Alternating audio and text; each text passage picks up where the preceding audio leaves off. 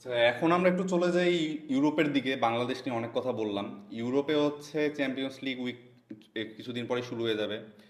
আমার আর পারভেজ ভাইয়ের জন্য এটা খুবই একটা অপ্রিয় টপিক। আমাদের নিজেদের ক্লাব নাই, বাট ফরচুনেটলি আমরা টপ থ্রিতে আছি সামহাউ। নেক্সট সিজন আমরা হচ্ছে দেখতে পারি নিজেদের ক্লাবকে চ্যাম্পিয়ন্স লিগে। বাট জাওয়াদ ভাইয়ের ক্লাব বার্সেলোনা, তারা হচ্ছে অলরেডি কোয়ার্টার ফাইনালে পৌঁছে গিয়েছে তাদের ম্যাচ অ্যাটলেটিকো মাদ্রিদ এগেনস্টে। এছাড়া হচ্ছে পিএসজি লিভারপুল একে অপরকে ফেস করবে। বায়ার্ন মিউনিখ আর রিয়াল মাদ্রিদে একটা ক্লাসিক ম্যাচ, ইউরোপিয়ান দুইটা পাওয়ার হাউসের হচ্ছে আমরা দেখতে পারি, ইউরোপের মোস্ট সাকসেসফুল দুটা টিম কোয়ার্টার ফাইনালে। আর আর্সেনাল, আর্সেনাল এখানে কিভাবে আসলে আমি জানি না, ওই বাট চলে আসছে সামহাউ। বাট সব থেকে ইজিয়েস্ট পাস এই ইউসিএল নকআউট ফিক্সচারে তাদেরই, স্পোর্টিং সিপির সাথে। সো আমি একটু জাওয়াদ ভাইকে আমি আজ করতে চাই, ভাই বার্সেলোনা কি ফাইনালি, এতদিন ধরে তো অনেক দেখলাম যে হচ্ছে 2015 পর আরেকটা ইউসিএল জিতেই যাচ্ছেন আপনারা, কিন্তু জেতাটা আর হলো না, এবার কি হবে নাকি? এখানে দুইটা মানে দুইটা রাস্তা আছে ইউসিএল এর। একটা রাস্তায় আছে রিয়াল, বায়ার্ন, লিভারপুল এবং ডিফেন্ডিং চ্যাম্পিয়ন পিএসজি। মানে একদিকে 15টা ইউসিএল, একদিকে হচ্ছে গিয়ে 6টা ইউসিএল, ছটা ছটা করে ইউসিএল, আরেকদিকে হচ্ছে ডিফেন্ডিং চ্যাম্পিয়ন। মানে সব ইউসিএল কন্টেন্ডার আছে ওইখানে। এই সাইডটা যদি দেখি, একমাত্র ইউসিএল কন্টেন্ডার হচ্ছে গিয়ে বার্সেলোনা। এবং তাদের সামনে যারা আছে হচ্ছে ইমিডিয়েট অপোনেন্ট হচ্ছে গিয়ে অ্যাটলেটিকো, তারপরে হবে আর্সেনাল। এই দুইটা কারোরই কখনো ইউসিএল জেতার কোনো রেকর্ড নাই। সো বলা যায় যে বার্সেলোনার জন্য easy path according to history. ঠিক আছে, বাট হিস্টোরি তো খেলবে না। আবার হিস্টোরি যদি টানি, বার্সেলোনার সাথে বার্সেলোনা কিন্তু এটিএম এর সাথে হিস্টোরি ভালো না, স্পেশালি ইউসিএল এ। 2014 সালে এই বার্সা এই এটিএম এর কাছে হেরে তাদের বাদ পড়তে হয় 2 বছর পরে, যখন এমএসএন চলে। ওই টাইমেও এই অ্যাথলেটিকো মাদ্রিদের কাছে হেরে কিন্তু তাদের বাদ পড়তে হয়েছে। তো এইখানে একটা রিভেঞ্জ ফ্যাক্টর আছে। এবং কি বলা যায় যে এটিএম এর সামনে নকআউটে পড়লে বার্সেলোনা আর কি ইসিএল এ প্রোগ্রেস করতে পারে না। এই একটা ডেডলক ব্রেক করা আছে। এবং মোস্ট রিসেন্টলি কোপা দেল রেতেও কিন্তু বার্সেলোনা এই অ্যাথলেটিকো মাদ্রিদের কাছে নকআউট হয়েছে। বাট এই ছাড়া এই হিস্টোরি বলি এবং রিসেন্ট পাঁচটি কোপা দেলের ম্যাচটা যদি বাদ দেই, তাহলে কিন্তু এনি টাইম বলা যেত যে বার্সেলোনা এই অ্যাথলেটিকো মাদ্রিদকে ওভারকাম করে যাবে। এখন যদি সামহাও ওভারকাম করে, তাহলে অপোনেন্ট হবে তো আর্সেনাল। এখন আর্সেনালের সাথেও বার্সেলোনার হিস্টোরি অনেক ভালো। 2006 চ্যাম্পিয়ন্স লিগ ফাইনাল, তারপরে 2010, 2011, লাস্ট 2016তে তো আর্সেনালের ঘরে মাঠে গিয়ে হারায় আসছে। আর্সেনালের সাথে যেটা হচ্ছে, আর্সেনালের নিয়ে মানে ইপিএল ফ্যানরা কি নিয়ে ক্রিটিসাইজ করে, এরা হচ্ছে গিয়ে সেট পিস টিম। এরা হচ্ছে গিয়ে ম্যাচে কিছু না করতে পারলেও ওরা একটা কর্নার পাবে, ওই কর্নার থেকে জটলা পাকা কেন না কোনো ভাবে ওরা গোল আদায় করে নেবে। আবার বার্সেলোনার উইকনেস ওইটা। এটা হচ্ছে গিয়ে একটা পয়েন্ট, যেটা হইতেছে গিয়ে লাস্ট যে ইন্টার মিলানের সাথে বার্সেলোনা বাদ পড়লো, সেট পিস থেকে গোল কনসিড করছে দুইটা অথবা তিনটা, আমার ঠিক এক্সাক্ট মনে নাই। দুই লেগ মিলায়। দুই লেগ মিলে। তো এখানে জিনিসটা হচ্ছে, যখন কর্নার আসছে তখন বি বক্সে বার্সেলোনার বলটা ক্লিয়ার করার মতো ফিজিক্যাল বডি সেভাবে প্রেজেন্স ছিল না, লেভানডস্কি অ্যাসপেন্স ছিল। সেখান থেকে ইন্টার মিলান যেহেতু ফিজিক্যালি ভালো ছিল, তারা ওই সেট পিস থেকে কিন্তু গোল আদায় করে নিচ্ছে। বাট যদি ওপেন প্লেতে বলি, ওপেন প্লেতে কিন্তু বার্সেলোনা ডমিনেট করছে। তো সেইখানে হচ্ছে যে আর্সেনালের উইক স্ট্রেংথ পয়েন্ট দিয়ে হচ্ছে ওইটা। এবং বার্সেলোনা যদি অ্যাথলেটিকোর সাথে রিভেঞ্জ একটা ব্যাপার স্যাপার থাকে, আর্সেনালের রিভেঞ্জটা কিন্তু আরো অনেক বড়। ওরা আর্সেনাল ফ্যান, পুরান ফ্যানরা যারা আসলে স্টিল 2006 ভুলতে পারতেছে না, 2010-11 specially Van Persie red card এগুলো এখন ওরা ভুলতে পারতেছে না। ওরা এখনো স্টিল ওই রাগটা রেখেছে যে বার্সেলোনাকে আমরা কোনো না কোনো একদিন আমরা এইভাবে নকআউট করবো, হিউমিলেট করে নকআউট করবো। কিন্তু এই রাগটা দেখানো কিন্তু ভ্যালিড, কারণ এত বছরের অপেক্ষার পর এখন তাদের মনে হইতেছে যে তারা রিয়েলিস্টিক্যালি বার্সেলোনাকে হারানোর মতো একটা সামর্থ্য রাখে। মানে তাদের রিসেন্ট ট্র্যাক রেকর্ড কিন্তু এটাই বলে, নাইলে কিন্তু এত মনে হয় না লাফালাফি হইতো। Basically they believe that they can do it, এই কারণেই কিন্তু তারা এরকম। এবং ওদের বিলিভের যদি বলি, ওরা কিন্তু এখনো বিলিভ করতেছে না যে ওরা ইউসিএল জিততে পারে। এবং আর্সেনালের হার্ডকোর ফ্যান যারা আছে, ঠিক। ওরা এখনো ভয় আছে কোনোভাবে যদি লিগটা যদি আমরা যাতে কোনোভাবে ইপিএলটা জিতি 22 বছর পরে। বাট ওরা কিন্তু সত্যি অনেস্টলি যদি বলি, তারা ইউসিএল এর কিন্তু ফেভারিট। তারা অবশ্যই, ইউসিএল এর অবশ্যই। অন্য যে ফেভারিট যারা আছে, বায়ার্ন মিউনিখকে কিন্তু তারা হারায় আসছে। এবং এই পাথাও কম্পারেটিভলি যদি এই সিজনের ফর্মটা বিচার করি, বার্সেলোনা অ্যাথলেটিকো মাদ্রিদ থেকে আর্সেনাল ফর্মটা কিন্তু বেটার। এবং ওরা ডিফেন্সিভলি দুই টিম থেকে বেটার। এবং বার্সেলোনার কথা যে বলতেছি, বার্সেলোনার কিন্তু হট ফেভারিট ছিল লাস্ট সিজনে। লাস্ট সিজনে কিন্তু তারা একটা খুবই টপ লেভেল ফুটবল খেলছে, অনেক আল্ট্রাটেকিং ফুটবল খেলতেছিল। তাদের হাই ইন্টেন্সিটির ফুটবল থেকে কিন্তু অনেকগুলো ম্যাচে গোল বাই করে আসতেছিল। এবং তারা যেই হাইলাইন ডিফেন্সে খেলতেছিল, অফসাইড ট্র্যাপ, এটা খুব ইফেক্টিভ ছিল। যেই অফসাইড ট্র্যাপ এবং হাইলাইন ডিফেন্সের ট্যাকটিক্সটা কিন্তু এই সিজনে ইফেক্টিভ না, বার্সেলোনা কিন্তু উল্টা কনসিড করতেছে। এবং লাস্ট সিজনের ফ্যাটিক থেকে তারা কিন্তু এখনো পুরোপুরি যে রিকভার করছে তা না, লাস্ট সিজনের ইন্টেন্সিটিটা কিন্তু মিসিং। আমরা এই বার্সেলোনা কিন্তু লাস্ট সিজনের পারফরমেন্স দিয়ে আমরা জাজ করতে পারবো না। আবার আর্সেনালকে যদি বলি, তারা এটাকেও কিন্তু খুব একটা খারাপ বলা যাবে না, বাট তাদের টিম ডিফেন্ডেন্ট কিন্তু বেটার হচ্ছে। তো বার্সেলোনার সাথে যদি আর্সেনালের ম্যাচ পড়ে, এখানে আসলে ক্লিয়ার ফেভারিট বলা যাবে না কাউকে। হিস্টোরি অনুযায়ী হয়তো বা বার্সেলোনাকে আগে রাখা যায়, বাট প্রেজেন্ট ফর্মে স্টিল আর্সেনাল আগে থাকবে। তবে তার আগে কিন্তু বার্সেলোনাকে অবশ্যই তরমুজ ব্যাপারে দলটা হারাইতে হবে। হ্যাঁ, সেটাই সেটাই বিরাট প্রবলেম। এখানে হচ্ছে আর্সেনালকে নিয়ে হচ্ছে আমরা বেশি কথা বললাম, বাট জাওয়াদ ভাই যেটা বললেন, আর্সেনাল ফ্যানরাই কিন্তু নিজেরা চাচ্ছে যে চ্যাম্পিয়ন্স লিগ বাদ দাও, এফএ কাপে ওরা এখন আছে, এফএ কাপ বাদ দাও, আমাদেরকে লিগ জেতা লাগবে। ওরা যদি হচ্ছে ইউসিএল স্যাক্রিফাইস করা হলেও হচ্ছে যদি লিগ জিততে হয় তাও ওরা করবে। আমি এটা নিয়ে হচ্ছে আমরা কিছুদিন আগেও ডিসকাস করেছিলাম। এখন আর্সেনালের থেকে যেটা হয় যে আর্সেনাল ফ্যানদের থেকে আর্সেনালকে নিয়ে ইউসিএল এ আদার্স ফ্যানরা বেশি কনফিডেন্ট।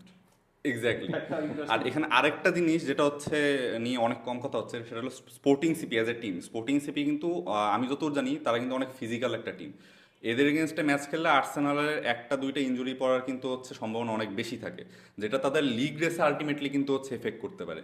সো এই ম্যাচটা এক্স্যাক্টলি মিকেল আর্তেটা কীভাবে প্লে আউট করবে, তারা কি হচ্ছে সেফ খেলবে, তারা কি হচ্ছে বি টিম না হবে, লিগে এন্টায়ারলি ফোকাস করবে। কারণ ম্যানচেস্টার সিটি কিন্তু হচ্ছে ওদের কিন্তু আর হারানোর কিছু কিছু নাই। ওরা এফএ কাপে লিগ কাপ জিতে গেছে, এফএ কাপ তো তাদের কাছে হচ্ছে ছেলে খেলা। আর লিগে তারা তো হচ্ছে জাওয়াদ ভাইয়ের এটা ট্রেডমার্ক কথাবার্তা যে একটা অন্য লেভেলের বিস্ট ম্যানচেস্টার সিটি লিগ রেসে।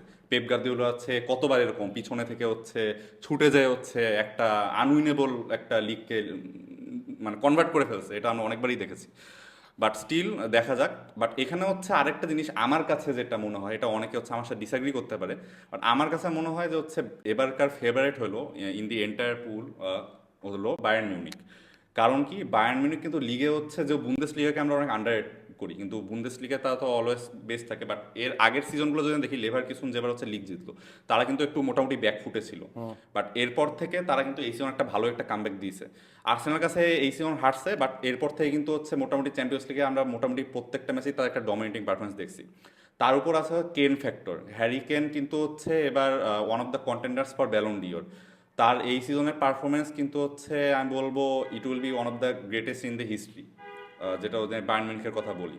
সো সব মিলে আমার মনে হচ্ছে, আর রিয়াল মাদ্রিদ তাদের অপোনেন্ট, রিয়াল মাদ্রিদ অবস্থা তত ভালো না, বাট স্টিল রিয়াল মাদ্রিদ হলো চ্যাম্পিয়ন্স লিগে ওইরকম একটা জিনিস। সিটি যেটা লিগে, রিয়াল মাদ্রিদ হলো চ্যাম্পিয়ন্স লিগে। সো দেখা যাক আসলে তারা কীরকম করে, but still realistically speaking Bayern মিউনিখই হচ্ছে এখানে টপে আসতে পারে। আর পিএসজি আর লিভারপুলের ক্ষেত্রে তো আমার মনে হয় লিভারপুলে এখানে আমি চান্স দেখি না সেরকম। আমরা যারা premier league fan regularly follow করি, আর্নে স্লটের বর্তমান লিভারপুল কীরকম পারফর্ম করছে আমরা সবাই দেখছি। আর সালাও চলে যাবে, সব মিলায়ে তাদের হচ্ছে স্কোয়াডটাও অতটা ভালো অবস্থায় নাই। তাদের Virgil van Dijk main defender যারা, তারপর তার মিডফিল্ড থেকে শুরু করে তার স্ট্রাইকিং অপশন সবাই হচ্ছে মোটামুটি একটা মিডিওকার পারফরমেন্স কাটাচ্ছে এই সিজন।